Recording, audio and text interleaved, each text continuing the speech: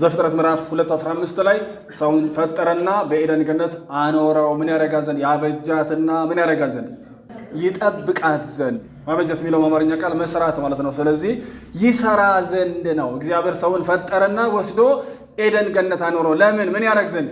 ይሰራ ዘንድ ነው። ስራ ከሰው በመጀመሪያ የሚጠበቀው ስራ ነው። ሰው የተፈጠረው እንዲሰራ ነው። መላእክቶችን እግዚአብሔር ፈጥሯል። ልክ ነው። የፈጠራቸው እንዲዘምሩ ነው። ይዘምራሉ። እስከዛሬም ሳይሰለቻቸው ሳይታክታቸው 24 ሰዓት ይዘምራሉ። ሰው የተፈጠረው ለስራ ነው፣ እንዲሰራ ነው። እስኪ ሰው የተፈጠረው ለስራ ነው በሉ እስኪ። አላላችሁትም? ሰው የተፈጠረው ለስራ ነው በሉ እስኪ። የተፈጠርነው ለስራ ነው። ነገር ግን ኃጢአት ገባ፣ ኃጢአት መጣ። ኃጢአት ሲገባ ምንድን ነው የሆነው? ኃጢአት ሲገባ ሰውን ከስራው ዓላማ ወይም ከተፈጠረበት ዓላማ ነው ያወጣው።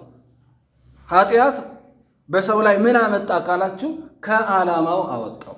ኃጢአት ማለት ራሱ ሀማርሺያ የሚለው የግሪክ ቃል ሚሲንግ ዘ ታርጌት፣ ታርጌትን መሳት፣ ኢላማን መሳት ማለት ነው። ስለዚህ ኃጢአት ምንድን ነው ያደረገው? ኢላማውን ነው ያሳተው። ሰውን ከተፈጠረበት ትክክለኛ ዓላማ ነው ያወጣው። የኃጢአት የዘውትር ስራ በእኛ ውስጥ ከዓላማ ውጪ ማድረግ፣ ከዓላማችን ውጪ ማድረግ፣ እግዚአብሔር በእኛ ህይወት ሊያደርግ ከወደደው ዓላማ ውጪ የማድረግ ስራ ነው ኃጢአት በእኛ ውስጥ የሚሰራው። አሁን የኃጢአት ፍሬዎች ብዙ ናቸው። የኃጢአት ስራ፣ የሥጋ ስራ ተብሎ የተዘረዘሩ ማዕት ናቸው። እነሱ እንዳለ ሆነው በዋናነት ኃጢአት የሚባለው ፍሬው የሥጋ ስራ ተብሎ የተዘረዘረው ገላትያ ምዕራፍ 5 ላይ አለ። ኃጢአት የሚባለው ሩቱ ዋናው ነገር ግን በውስጣችን የሚሰራው ከታርጌታችን ከተፈጠርንለት ዓላማ ዘውትርኛን ዘወር። እግዚአብሔር ሰውን የፈጠረው ለስራ ነው። ኃጢአት ገባና ከዓላማው አስወጣው፣ ከተፈጠረበት ዓላማ አስወጣው። ከዛ ድነት መጣ። በክርስቶስ በኩል ህይወት መጣ።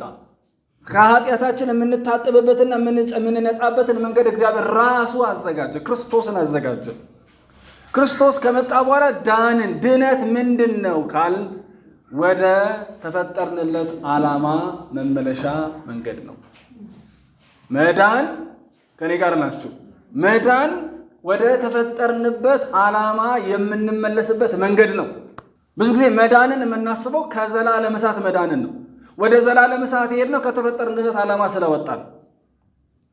ስለዚህ መዳን ከዘላለም እሳት መዳን ነው። ልክ ነው። መዳን በዋናነት ስራው እኛን እግዚአብሔር አስቀድሞ ካዘጋጀልን ስራ ጋር ማገናኘት፣ ወደ ተፈጠርንለት ስራ መመለስ፣ እግዚአብሔር አስቀድሞ እኛን ወዳዘጋጀበት ወደ ፈጠረበት ዓላማ ማስገባት ነው። የድነት ዓላማ ግብ እሱ ነው። ለዛ ነው ኤፌሶን ምዕራፍ 2 ቁጥር 10 እኛ ፍጥረቱ ነንና እንመላለስበትም ዘንድ እግዚአብሔር አስቀድሞ ያዘጋጀውን መልካሙን ስራ ለማድረግ በክርስቶስ ተፈጠርን ሲል ፍጥረት ነን፣ ተፈጥረን ነበረ፣ እንደገና ተፈጠርን በክርስቶስ። ለምን ተፈጠርን ሲል ምክንያቱን ሲናገር እግዚአብሔር አስቀድሞ ያዘጋጀውን መልካሙን ስራ ለማድረግ። አዳምን ፈጠረ፣ በኤደን ገነት አኖረው፣ ስራ አለው። ኃጢአት ገባ፣ ከስራው አስወጣው፣ ከተፈጠረበት ዓላማ አስወጣው። ድነት ሲመጣ ወደ ስራው መለሰው። ግልጽ ነው አይደል? በጣም ግልጽ ነው። አሁን የዛሬው ሐሳብ ስራ ካለ ደሞዝ አለ። ስራ ራሱ የምንሰራበት ዓላማ ለደሞዝ ነው። ስራ የሚሰራው አንድ ሰው ጠዋት ተነስቶ ታክሲ ተሳፍሮ ተጋፍቶ ወረፋ ጠብቆ በዝናብ በፀሐይ ረጅም መንገድ ተጉዞ የሆነ መስሪያ ቤት የሚባል ቦታ ወርግ ምንድነው ከፋብሪካ ሊሆን ይችላል፣ አገልግሎት ሰጪ ተቋም ሊሆን ይችላል፣ ሌላም ቦታ ላይ ሊሆን ይችላል። ሲሰራ ውሎ ደክሞት ማታ ገብቶ በማግስቱ እንደገና ይነሳል። ወሩን ሙሉ 30 ቀን እየደጋገመ ምን ያደርጋል? ምን ፈልጎ ደሞዝ አይሰጥህም። ግን 30 ቀን ሙሉ ሊተመላለስ ይገባል። የሚመላለስ አለ? ማንም የለም። ደሞዝ ነው ሰውን ለስራ የሚያንቀሳቅሰው። ደሞዝ ነው ሰውን ወደ ስራ የሚያሮጠው። ደሞዝ ከሌለ የስራ ኢነርጂ የለም፣ የስራ ጉልበት የለም። የስራ ጉልበት ምንጩ ሪዋርድ፣ ብድራት፣ አክሊል፣ ደሞዝ፣ ሽልማት። የሚያተጋው እሱ ነው። ለዛ ነው ኢየሱስ ሲናገር ምንባባችን ራእይ ምዕራፍ 22 ቁጥር 12 ሁላችንም እናወጣለን። ራእይ ምዕራፍ 22 12 ምን ይላል? እነሆ በቶሎ ምን አደርጋለሁ? እመጣለሁ። እነሆ በቶሎ እመጣለሁ፣ ለእያንዳንዱ እንደ ሥራው መጠን ምን አደርግ ዘንድ እከፍል ዘንድ ዋጋው የት ነው አለ? ዋጋው በእጄ ላይ ነው። ዋጋው ከእኔ ጋር አለ። እነሆ በቶሎ እመጣለሁ። ኢየሱስ ነው ያለው። እነሆ በቶሎ እመጣለሁ። ለምን? ለእያንዳንዱ እንደ ሥራው መጠን ምን አደርግ ዘንድ እከፍል ዘንድ ብሎ ከፋይ ነኝ፣ እከፍላለሁ። ይከፈላል፣ ይከፈላል። ከፋይ አለ ለእያንዳንዱ ሳይሳሳት፣ አባይ ባልሆነ ዳኛ፣ አባይ ባልሆነ ሚዛን፣ በጉቦ አይኑ ያልታወረ ንጹሕ አይን ያለው ቅዱስ አይን ያለው ዳኛ ለሁሉ እንደምኑ እንደ ስራው እንደ ስራው። ምን ሰርተሃል? ምን ስትሰራ ቆየህ? የፈጠርኩ ለስራ ነው፣ ያዳንኩ ለስራ ነው። ምን ስትሰራ ኖርክ ብሎ የእያንዳንዱን ስራ የሚያጣራ የእያንዳንዱን ስራ ቼክ የሚያደርግ ጌታ በደጅ አለ። በደጅ ከፋያ ከፋያ ባለፈው እንዳነሳ ነው። ከፋያ ለሚሰጠን ስራ ለምንሰራው ስራ ከፋያል ከፋያል። ያለ ክፍያ አልተወንም። እመጣለሁ ለእያንዳንዱ እንደ ስራው እሰጠዋለሁ ማለት ስራው እያንዳንዱ ምን ተብሏል? ተመዝግቧል። አሁን ብዙ መስሪያ ቤቶች የአሻራ ሰዓት መቆጣጠሪያ ያላቸው አይደል? ሰራተኛ ሲገባ አሻራውን ቀበሌ ራሱ ተጀምሯል መሰለኝ። አንዳንዴ የአሻራ እንትኑ ሰው መሀል ነው ያለው ማለት ቀበሌዋ ጠባብ ስለሆነች ወረፋ የሚያዝበት ጋር እንደዚህ ምናምን ሲጠራራ የሆነ ሰው ምንድን ነው ብለው ሲደነግጡ አሻራ ይነካል። አሻራ ነክቶ ይቀር። እያንዳንዷን ሰዓት በገንዘብ ስለምትመነዘር አርፍዶ ከገባ ይጎመድለታል። እንደ ስራው ነው የሚከፈል። ከዛ ደግሞ እያንዳንዱ መስሪያ ቤት የየራሱ ሰራተኞቹን የሚቆጣጠርበት የስራቸውን ሁኔታ የሚገመግምበት መንገድ አለ። መንግስትም እንደ መንግስት በጠቅላላ በሀገሪቱ ላይ የሚሰሩ አንዳንድ ጊዜ የተለያዩ ሲስተሞች ይዘረጋል። እንደ ቢፒአር ምናምን እያለ የተለያዩ ዘዴዎችን ያመጣል። ሰራተኞችን በስራቸው እየገመገመ በስራቸው የሚከፈሉበትን መንገድ ለማመቻቸት። አንዳንዴ ትልቅ ክፍያ የሚከፈለው ብዙ የማይሰራ ሰው ይኖራል። ብዙ የሚሰራ ሆኖ ደግሞ ትንሽ የሚከፈል ይኖራል። ስለዚህ ክፍያቸውን ከስራቸው ጋር ለማጣጣም የተለያዩ ዘዴዎችን መንግስታት ይጠቀማል። ለእያንዳንዱ ሰው በዓለም ላይ ለተፈጠረው ኢን ቢሊየን ስላለው ከዛ ደግሞ በቤቱ ድነው ላሉ የእርሱን የማዳን ኃይል አምነው በጸጋው በኩል የዘላለም ሕይወትን ተቀብለው የዳኑት ደግሞ እያንዳንዳቸው በምድር ቆይታቸው በምድር ዘመናቸው ለሰሩት ስራ የሚከፍል ከፋይ ምንም የማይቸገር ጥናት ምናምን መስራት የማያስፈልገው የሆነ ሰላይ ደህንነት ምናምን መላክ የማያስፈልገው አሻራ ምታ አትምታ ፊርማ ፈርም ፊርማ ተነስቷል ፊርማ ምናምን የማይል ሁሉን የሚያውቅ ልብና ኩላሊትን የሚመረምር መንገድን የሚያውቅ በጨለማ እንኳን የተሰወረ ካለ የተሰወረውን ገላልጦ ማየት የሚችል የማይሸወድ በአይኑ ፊት መሰወር የማይቻል ሁሉ በአይኑ ፊት የተገለጠለት የተራቆተለት ኢየሱስ የሚባል ጌታ በዙፋኑ ላይ ያለ ይጠብቃል ሰዓቱ። ይሄ ጊዜ የሥራ ጊዜ ለሥራ የተሰጠን ዘመን። ለዚህ በሥራ በተሰጠን ዘመን ምን እየሰራን ነው ያለነው?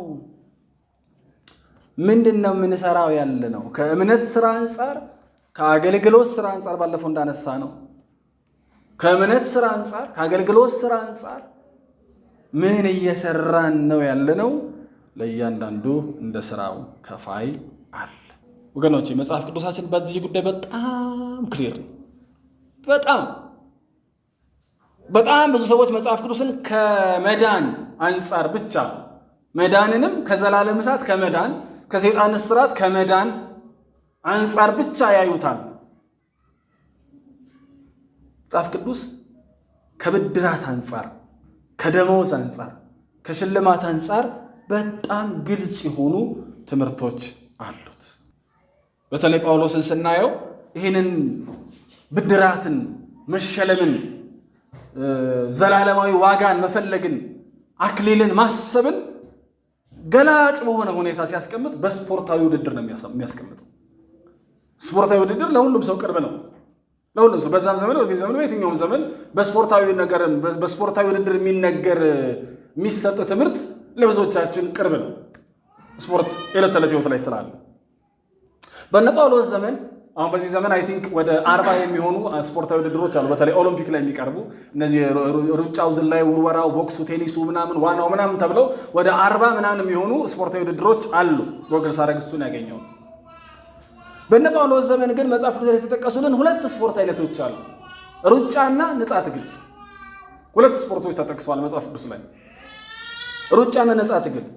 ስለ ሩጫም ጳውሎስ ተናግሯል፣ ስለ ነፃ ትግልም ተናግሯል። ለምሳሌ አንደኛ ቆሮንቶስ ምዕራፍ 9 ቁጥር 24 ላይ ሁላችንም አውጥተን ብናነበው በጣም ጠቃሚ ሐሳብ በስፖርታዊ ውድድር ምሳሌ፣ ነገር ግን ስለ ብድራት፣ ነገር ግን ስለ ሽልማት ይናገራል። ምዕራፍ 9 ቁጥር 24 ላይ አንደኛ ቆሮንቶስ ምን ይላል? በሽቅድምድም ስፍራ ይላል። በሽቅድምድም ስፍራ ማለት በሩጫ ስፍራ ማለት ነው። በሽቅድምድም ስፍራ የሚሮጡት ስንቶቹ? ሁሉ እንዲሮጡ ይላል። በሽቅድምድም ስፍራ የሚሮጡ ሁሉ ምን እንዲሉ? እንዲሮጡ። ነገር ግን ስንቱ ብቻ? አንዱ ብቻ ዋጋውን እንዲቀበል አታውቁምን ይላል። እንግዲህ ምናልባት በእነ ጳውሎስ ዘመን አሁን ዛሬ ሩጫ ውድድር ላይ ስንት ሰው ነው የሚሸለመው? 3 ሰው ነው የሚሸለመው። ወርቅ፣ ብርና ነሐስ ተብሎ 3 ሰው ነው የሚሸለመው። በእነ ጳውሎስ ዘመን ይመስለኛል እንግዲህ ጳውሎስ እንደዛ ስላለ እሱ ይሄንን እንደ ምንጭ ወስደን ከተነጋገርን ብዙ ሰው ይሮጥና ስንት ነው የሚሸለመው? አንድ ብቻ ነው የሚሸለመው። ዛሬ እንኳን ወርቁን ባጣ ብሩን አላጣም፣ ብሩን ባጣ ነሐስ አላጣም ምናምን ይባላል። አንድ ነው የሚሸለመው። በሽቅድምድም ስፍራ ሁሉ እንዲሮጡ ሰው ብዙ ነው የሚሮጠው። በተለይ ማራቶን የሚባለው ሩጫ ከክርስቶስ ልደት በፊት የነበረ የሩጫ አይነት ነው፣ ይታወቃል። በእነ ጳውሎስ ዘመንም የነበረ ነው። በጣም ብዙ ሰው ነው ግር ብሎ የሚሮጣው። 100 ምናምን ሰው 200 የሚሆን ሰው ግር ብሎ ከመነሻ ይሮጣል።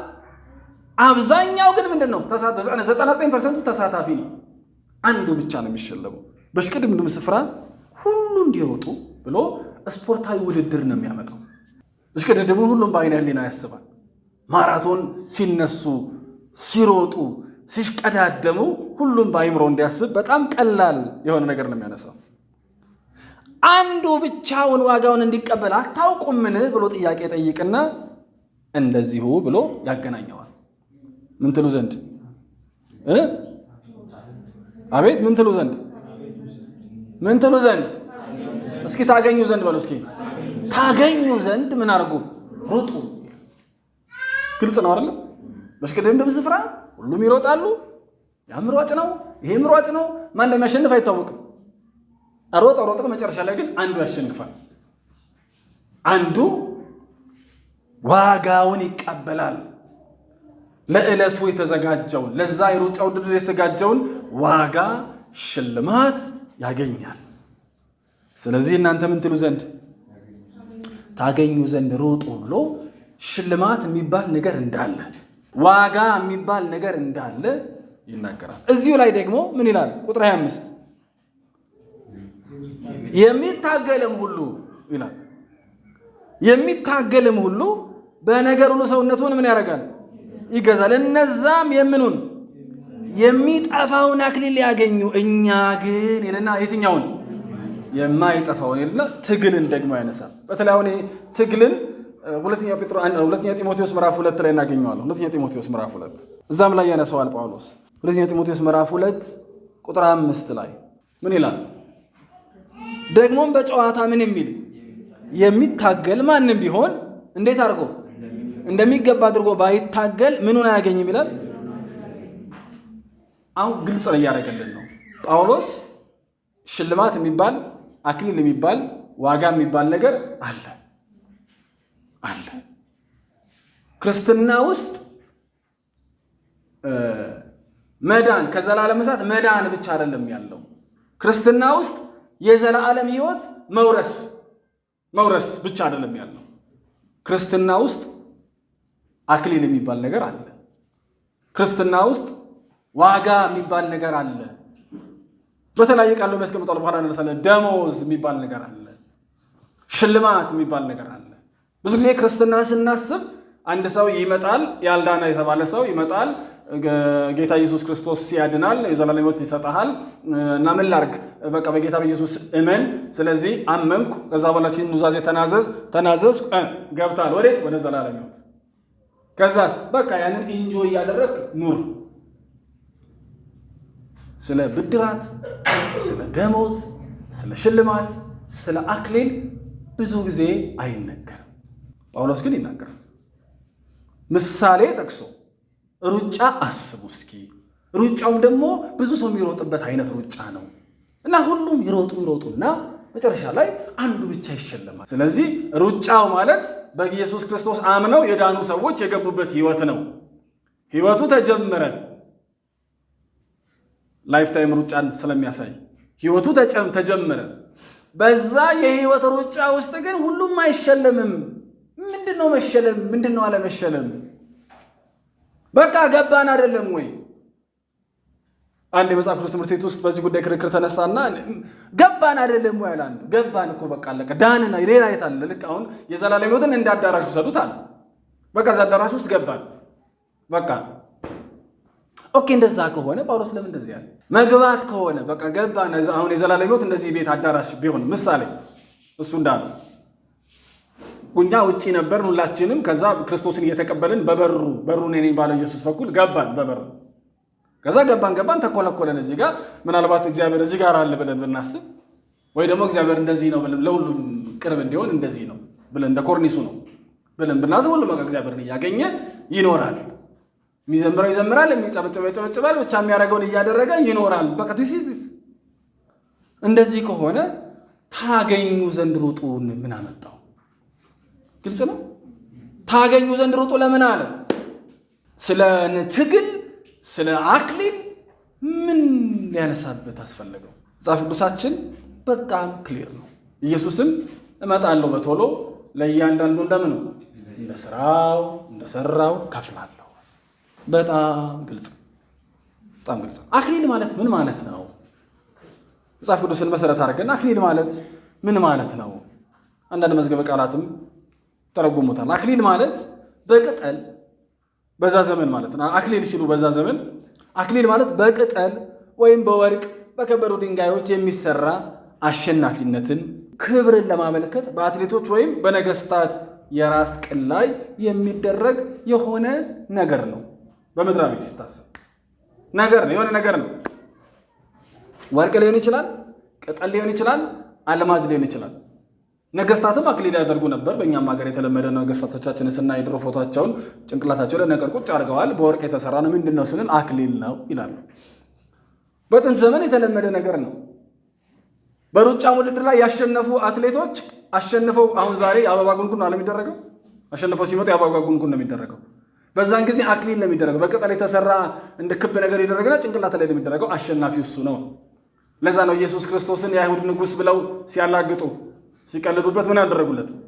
ከእሾህ አክሊል ሰርተው ጭንቅላቱ ላይ ያደረጉ ነገስታት ስለሚያደርጉ ማለት ነው። እነሱ ለልግጫ ነው ያን ያደረጉት። ስለዚህ አክሊል ስንል ከወርቅ፣ ከብር፣ ከከበረ ድንጋይ፣ ከቅጠል፣ ከምናምን የሚሰራ ጭንቅላት ላይ የሚደረግ ባሸነፉ ሰዎች ወይ ደግሞ የተከበሩ በተባሉ ሰዎች እንደ ነገስታት ባሉ የሚደረግ ነገር። አሁን በምናወራበት አውድ ከወሰድነው አክሊል ሽልማት ነው። you are the winner ማለት ነው። አሸናፊው አንተ ነህ። ድል አድርገሃል፣ ሩጫውን በድል ተወጥተሃል የሚል ምልክት ነው፣ ማሳያ ነው። ስለዚህ አክሊል ስንል እንደሱ ማለት ለምሳሌ ጳውሎስን ስናየው መልካሙን ገድል ተጋድያለሁ፣ ሩጫው ምን አድርጌያለሁ? ጨርሻለሁ፣ ሃይማኖቴን ጠብቄያለሁ፣ ወደፊትም የጽድቅ አክሊል ምን ብሎልኛል? ተዘጋጅቶልኛል ይላል። ተዘጋጅቶልኛል። ጴጥሮስ ደግሞ የእረኞች አለቃ በሚገለጥበት ጊዜ የማያልፈውን አክሊል ትቀበላላችሁ ይላል። የእረኞች አለቃ በሚገለጥበት ጊዜ የማያልፈውን አክሊል ትቀበላላችሁ ይላል። ያዕቆብ ደግሞ በፈተና የሚጸና ምን ያለ ነው? ታውቃላችሁ። በፈተና የሚጸና ምን ያለ ነው? የተባረከ ነው። በፈተና የሚጸና የተባረከ ነው። ከተፈተነ በኋላ ለሚወዱት ተስፋ ስለ እርሱ የሰጣቸውን የሕይወትን ምን አክሊል ይቀበላል። አክሊል መጽሐፍ ቅዱሳዊ ቃል። አክሊል ሽልማት፣ አክሊል ብድራት፣ አክሊል ደሞዝ። ክርስትና አክሊል የሚባል ትምህርት አለው። አሁን የዛሬውን ምናልባት እንደው ጥብብ አድርገን ምንድን ነው እየተማርን ያለ ነው ካል ክርስትና የዘላለም ሕይወት የሚባል ብቻ ሳይሆን ሽልማት የሚባል ትምህርት አለው። አክሊል የሚባል ትምህርት አለው። እቺን ያዙ። ደሞዝ የሚባል ትምህርት አለው። ብድራት የሚባል ትምህርት አለው። ክርስትና ሰው በኃጢአት እንደወደቀ ይናገራል። ክርስትና ሰው በክርስቶስ በኩል የዘላለም ሕይወት እንደሚያገኝ ይናገራል። ልክ ነው።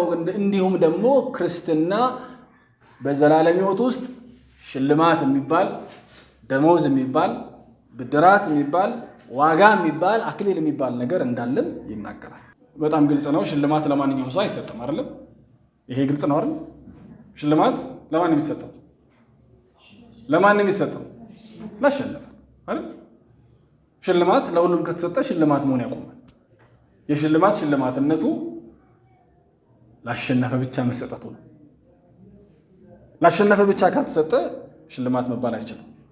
ለዚህ ነው ጳውሎስ በሽቅድምድም ስፍራ ሁሉ እንዲሮጥ ብዙ አንዱ ብቻ እንዲሸለም።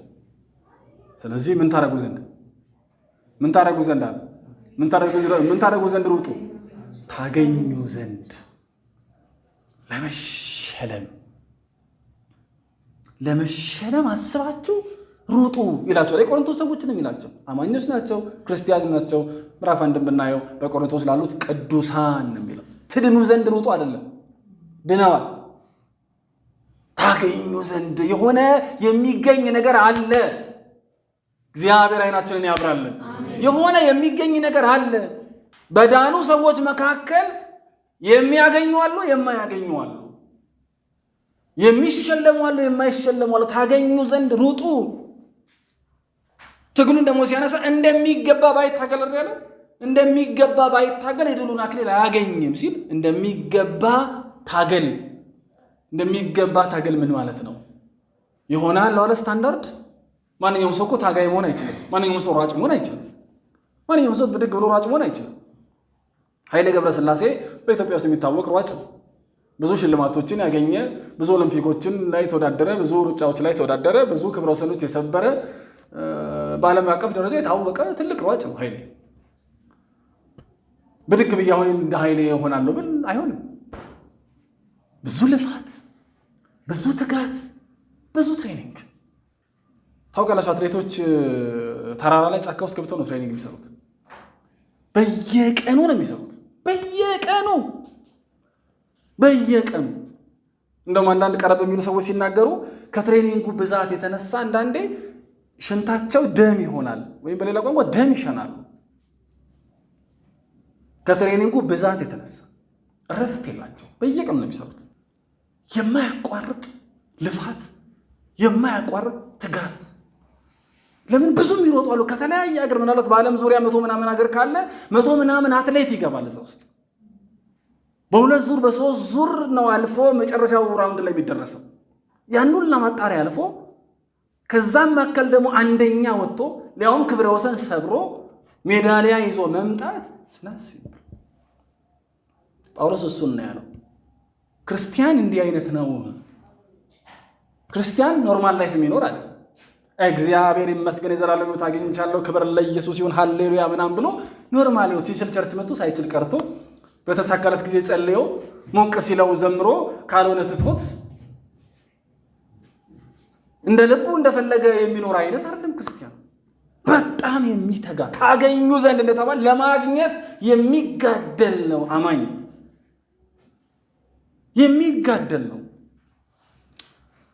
ደጋግሜ እላለሁ በዘመናችን ክርስትና ውስጥ ይሄ በምድራችን ላይ በሀገራችን ላይ በተሰበከ ወንጌል ውስጥ ብዙ የጎደሉ ነገሮች አሉ። ከጎደሉት መካከል ትልቁ ዓላማ ነው የጎደለው፣ ፐርፐዝ ነው የጎደለው።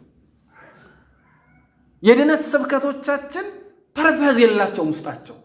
በቃ ዳን የኔ ተጠቃሚነት ነው። በቃ ዳን በረከቱ ለኔ ነው። እኔ ነኝ ምድነው። ከዘላለም እሳት እድናለሁ፣ ከሰይጣን ባርነት እድናለሁ፣ ብቻ እድናለሁ፣ ከብዙ ነገር እድናለሁ። ከሱስ ካለብኝም ከሱስ እድናለሁ። ጥንቆላ ውስጥም ከገባው ከዛም እድናለሁ። ናና ዳን። የሚያድን ጌታ መጥቷል። ማን ነው ስሙ? ኢየሱስ ይባላል። ምን ያድናል? ምን ላድርግ? ተቀበለው። ጌታዬ ነህ በለው፣ ስገድለት። በቃ ከሱ ካንተ ጋር እሆናለሁ፣ ልጅ አድርገኝ በለው። እንደዚህ ትለው ያወጣኛል። ኢየሱስዬ አድነኝ እለዋለሁ፣ ያድነኛል። ወንጌሉ እዚህ ጋር ያልቃል። ዓላማ የለውም ውስጡ። ለምን ዳንኩ? ምንድን ነው ምክንያቱ? በቃ ዳንክ። ብዙ ሰው መዳን ጋር ብቻ ስለሚቆም ቀጥሎ ያለው ምንድን ነው? ሩቲን ላይፍ ነው። ቸርች መምጣት መሄድ 20 ዓመት ሰለቸዋል። መጸለይ ምንም ፐርፐዝ የለውም። የሚጸልይበት ጉዳይ ሲያጠ በምን ልጸልይ ጌታ ወይ ምን ልጸልይ? ሰባኪው ይወጣና ቤት ይሰጣል። ፎቅ ቤት ስጠኝ። ምንድን ነው? ፐርፐስለስ ስለሆነ አይኑ ላይ የታየውን ያማረውን ስሜቱ የሚያመነጨውን ሁሉ የሚጸልይ ስሜቱ የሚያመነጨውን ሁሉ የሚናፍቅ የሚፈልግ ያልተሰጠኝም ብሎ ከእግዚአብሔር ጋር ሲጣላና ሲታረቅ ዘመኑን የሚጨርስ ይሆን። ተውት መንፈሳዊውን ነገር። በምድራዊው ነገር እንኳን ዓላማ ስሜትን የመገደብ ኃይል አለው አይደለም? ዓላማ ያለው ሰው ስሜቱን ይገድባል። ለምሳሌ ጎበዝ ተማሪ ሆናለሁ ያለ ሰው የእንቅልፍ ስሜቱ ምን ያደርጋል? ይታገላል። ጎበዝ ሰራተኛ ሆኜ የሆነ ነገር አቺቭ አደርጋለሁ ብሎ ያሰበ ሰው ከድካሙ ከዝለቱ ከእንቅልፉ ጋራ ምናልባት ከአንዳንድ የማይገቡ ባህሪያቶቹ ጋር ይታገላል።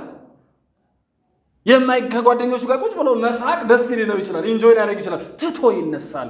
ዓላማ አለው። ዓላማ ትጉ የማድረግ ኃይል አለው።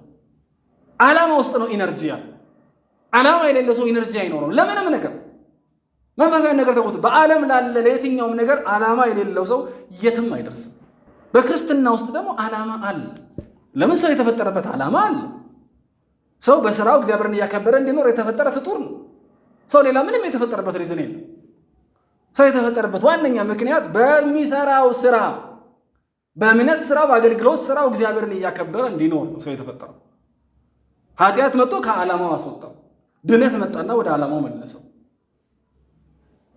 ስለዚህ ድነት ውስጥ ዓላማ ከሌለ፣ በድነት ወንጌል ውስጥ ዓላማ አብሮ ካልተሰበከ ዋጋ የለው። ለዛ ነው ጳውሎስ ኤፌሶን ምዕራፍ 2 ቁጥር 1 ላይ ባለፈው ደጋግመን እናነሳለን። ምዕራፍ 2 በቃላችሁ ብትይዙት በጣም ደስ በጣም አስረጂ ገላጭ ክፍል ነው። ምዕራፍ 2 ከ1 እስከ 10 ኤፌሶን። የመጀመሪያው ፓርት በበደላችን በኃጢአታችን ሙታን ነበርን ብሎ ነበርን። የሰይጣን ባሪያዎች ነበር፣ የልቦናችን ባሪያዎች ነበር፣ የቁጣ ልጆች ነበርን። ከዛስ ነገር ግን እግዚአብሔር በምኑ በምህረቱ ባለጠጋ ስለሆነ ከወደደን ከትልቅ ፍቅሩ የተነሳ ከክርስቶስ ጋር ሕይወት ምን አደረገን? ሰጠን። ጸጋው በምን አድኗቸዋል? በእምነት አድኗቸዋል። ዳናችሁ ነበራችሁ፣ አሁን ዳናችሁ፣ የእግዚአብሔር ልጆች ሆናችሁ፣ ጸጋው ተቀበላችሁ። ኦኬ። ከዛስ በቃ ብዙ ጊዜ ወንጌል እዚህ ጋር ነው የሚቋረጠው። ቁጥር 10 ላይ እኛ ፍጥረት ሆነንና እንመላለስበት ዘንድ እግዚአብሔር አስቀድሞ ያዘጋጀው መልካሙን ሥራ ለማድረግ ለምን? እስኪ ለማድረግ በሉ እስኪ። በማድረግ አልዳንም፣ ለማድረግ ድነናል። በማድረግ አይዳንም። ማንም እንዳይመካ ከምን አይደለም? ከሥራ አይደለም። ድነት ከሥራ አይደለም። ነገር ግን ለሥራ ይሄዳል።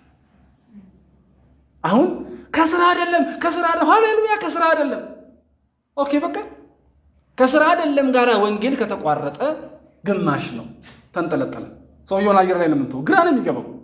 ለዛ ነው የብልጽግና ወንጌል አስተማሪዎች መጫወቻ የሚሆነው። ፐርፐስ ስለሌለው ነው፣ ዓላማ የለውም። ለምን እንደሚኖር አያውቅም። ለምን እንደዳነ አያውቅም። ለምን እንደዳነ የማያውቅ ሰው ማንም እየመጣ በዚህ ጋር ሂድ ቢለው ይሄዳል። ወዴት እንደሚሄድ አያውቅም። ብድግ ብሎ ከቤቱ የወጣ ሰው ወዴት እንደሚሄድ የማያውቅ ሰው ማንም ሰው እየመጣ ወደ ፈለገበት አቅጣጫ ይዞት ይሄዳል። የትኛውም ሰባኪ የትኛውም ነብይ እየመጣ በተለያየ አቅጣጫ የሚነዳው ይሄንን ህዝብ ፐርፐስ ስለሌለው የዳንበትን ዓላማ አያውቅም። የዳንኩት ለሥራ ነው ብሎ ካሰበ ምንድን ነው ያ ሥራ ብሎ ወደ ጸሎት ነው የሚገባው። ማንንም አይፈልግም። እግዚአብሔር ያ ሥራ ምንድን ነው? ምን በበኔ ህይወት የምትሰራ ወደሚል ጸሎት ነው የሚሄደው።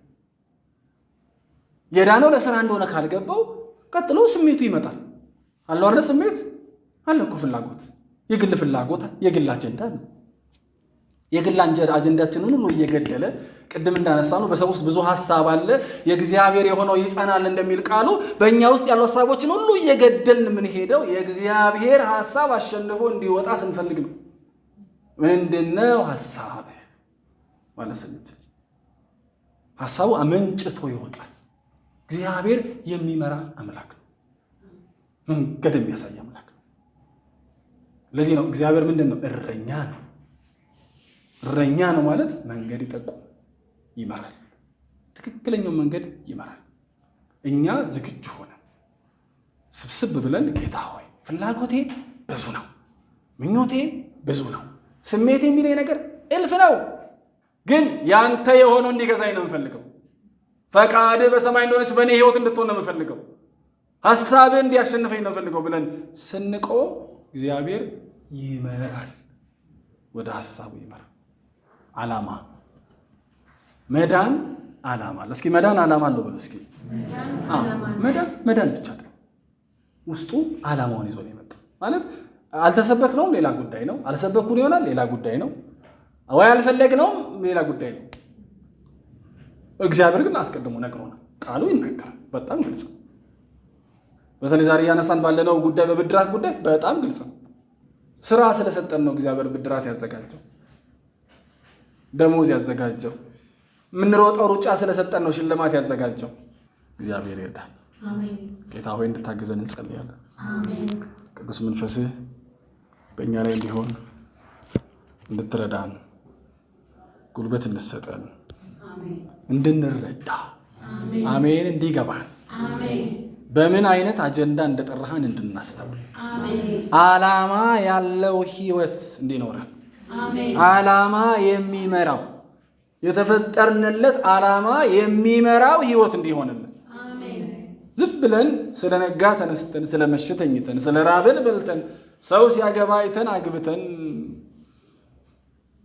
ዓለማውያን ህይወት ባሉት ህይወት ውስጥ ከመኖር እባክህ አድነን። አሜን። ዓላማ ዘለዓለማዊ ዓላማ የተፈጠርንበት ዓላማ አንተ አስቀድመህ ለኛ ህይወት ያየኸው ዓላማ እግዚአብሔር በዚህ መንፈስ ባርከን ባርከን። በኢየሱስ ክርስቶስ በዚህ መንፈስ ባርከን። ይሄ ጉባኤ በዚህ ንቃት እንዲነቃ ጸልያለሁ። ታገኙ ዘንድ ሮጡ እንደሚል ለማግኘት የሚሮጥና የሚተጋ እንዲሆን በኢየሱስ ስም ጸልያለሁ። እባክህን በዚህ መንፈስ ባርከን እለምንሃለሁ ጌታ። this is our uniqueness ልዩነታችን ይሄ ብልጫችን ይሄ ነው። ዓላማ ነው። በዓለም እንኳን እስኪዩ ዓላማ ያለውና ዓላማ የሌለው አንድ አይደለም። ዓላማ ነው ብልጫችን። እግዚአብሔር እንድትረዳን እንጸልያለን። አሜን። እንድታግዘን በጌታ በኢየሱስ ስም